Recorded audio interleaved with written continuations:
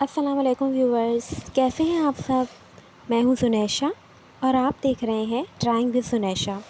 जो लोग मेरे चैनल पर न्यू हैं वो मेरे चैनल को लाजमी सब्सक्राइब कीजिएगा और साथ ही बेल आइकन को भी प्रेस कर दीजिएगा ताकि मेरी हर न्यू आने वाली वीडियो आप लोगों तक पहुंच सके।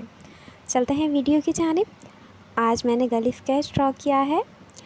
सबसे पहले तो ये बात है कि आप लोगों में से जिसको भी मेरी वीडियोस पसंद आती हैं तो प्लीज़ लाइक ज़रूर कीजिएगा, और अगर नहीं पसंद आती तो प्लीज़ इसको डिसलाइक मत कीजिएगा, क्योंकि बहुत लोग मेरी वीडियोस को देखते हैं और उनमें से कुछ लाइक्स भी करते हैं और कुछ डिसलाइक भी करते हैं।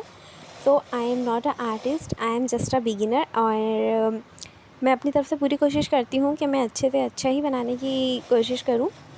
बट अगर अच्छा लगता है तो ठीक है, लेकिन अगर आपको नहीं पसंद आता है तो प्लीज़ इसको डिसलाइक करके बैड कमेंट्स मत कीजिएगा, क्योंकि आप लोगों के अच्छे या बुरे कमेंट्स ही हमारा हौसला बढ़ाते हैं। So please it's request, and video and तक लाजमी देखिएगा, और अगर पसंद आए तो इसको अपनी फैमिली और फ्रेंड्स में लाजमी शेयर कर दीजिएगा। Thank you.